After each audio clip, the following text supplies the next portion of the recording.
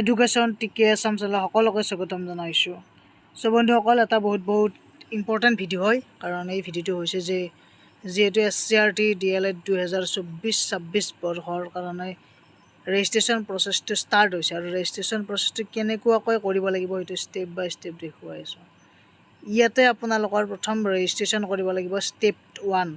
আৰু আমি জানোৱে যে এই যিটো আমাৰ ডেট কেইটা দিয়া আছে যে অনলাইন ছাবমিশ্যন ডেটটো 22 তাৰিখ, লগতে ক্লজিং ডেট হৈছে 11 August, downloading of admit card এইটো হৈছে কিমান তাৰিখ 1 ছেপ্টেম্বৰ, তাৰে পিছত আছে প্ৰি এণ্ট্ৰি টেষ্টটো 8 ছেপ্টেম্বৰ, ৰিজাল্ট ঘোষণা কৰিব 23 ছেপ্টেম্বৰ। আৰু গতিকে এইখিনি হৈছে আপোনালোকৰ মানে ইম্পৰ্টেণ্ট নটিছত দিয়া মতে অনলাইন কৰা প্ৰচেছটো আৰু এক্সাম ডেট গোটেইখিনি। ইয়াৰ পিছত নেক্সটটো হৈছে যে প্ৰথম কি কৰিব লাগিব। প্ৰথম কথা, ৰেজিষ্ট্ৰেশ্যন কৰিবলৈ হ'লে এনেকুৱাকৈ এখন ফৰ্ম খোল খাব।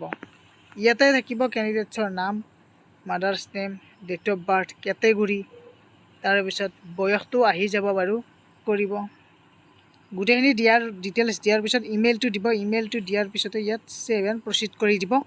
তাৰপিছতে আমাৰ ৰেজিষ্ট্ৰেশ্যন প্ৰচেছটো প্ৰায় ফিনিছ হ'ব, কাৰণ যিহেতু আমি মোবাইল নাম্বাৰটো দিব লাগিব। দিয়াৰ পিছত OTP এটা যাব বাৰু। OTP যোৱাৰ পিছত এইখিনি কাম ফিনিছ হ'ব। এইখিনি সকলোৱে জানিবই। নেক্সট যিখিনি আছে সেইখিনি মই কৈ আছোঁ বাৰু এইবাৰ। So' enter the OTP which will be sent. Enter OTPটো আহিব। ইয়াত OTPটো বহুৱাই দিব। OTPটো আহিব। তাৰপিছতে যদি এবাৰত নাহে তেনেহ'লে দুবাৰ দি দিব, ৰিচেণ্ড কৰি দিব।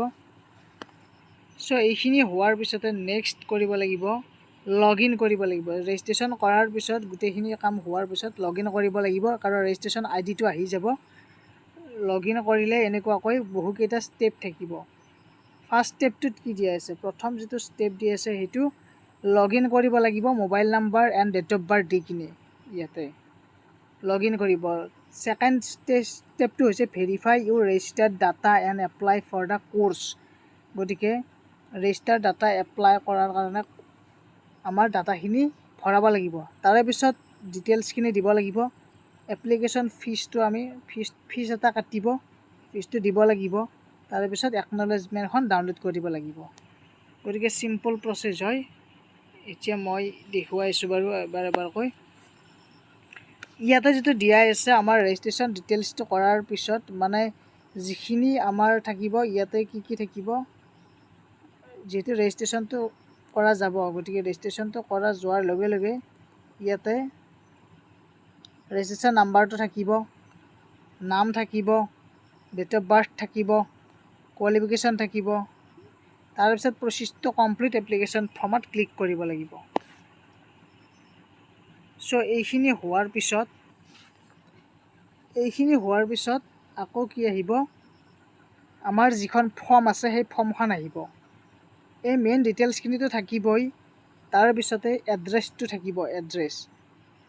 চ' এড্ৰেছৰ পিছত কি থাকিব, এড্ৰেছৰ পিছত কোৱালিফিকেশ্যনখিনি থাকিব। ইয়াত যে আছে কোৱালিফিকেশ্যন, আমাৰ হায়াৰ ছেকেণ্ডেৰীৰ মাৰ্কছ, হায়াৰ ছেকেণ্ডেৰীৰ ছাবজেক্ট, ইয়াৰ অফ পাছিং ইয়াৰটো থাকিব, দিব লাগিব। টোটেল মাৰ্কছ এনেকুৱাকৈ পাৰ্চেণ্টেজটো আহি যাব। তাৰপিছত name of the examination centre, আপোনালোকে এক্সাম ক'ত দিব সেই চেণ্টাৰটো ইয়াত চিলেক্ট কৰিব লাগিব। চ' চিলেক্ট কৰাৰ পিছত নেক্সট থাকিব আপলোড ক্লাছ 10 এডমিট কাৰ্ড। চ' ক্লাছ 10ৰ এডমিট কাৰ্ড আপলোড কৰিব লাগিব।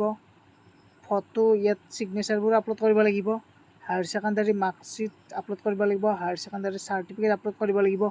যিহেতু DLEDটো হৈছে যে HS লেভেল, গতিকে HSৰ গোটেইখিনি ডকুমেণ্টছ দিব লাগিব। চ' ইয়াৰ পিছতে ছাবমিট এণ্ড প্ৰিভিউ, আৰু ইয়াতে ক্লিকটো দি দিব, এইটো হৈ যাব। ইয়াৰ পিছত নেক্সট কোনোখন পেজ খোল খাব সেইটো দেখুৱাইছোঁ বাৰু। সেইখিনি কৰাৰ পিছতে এনেকুৱাকৈ যিখন এপ্লিকেশ্যন ফৰ্ম থাকিব সেই ফৰ্মখন আহিব। ইয়াতে পাৰ্চনেল ডিটেইলছ, তাৰপিছত নেক্সট থাকিব,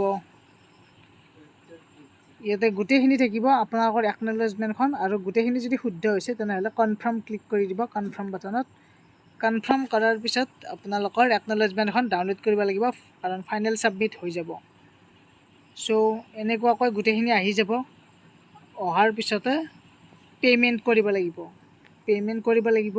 পে'মেণ্ট অপশ্যনো আহি যাব, যিহেতু ইয়াতে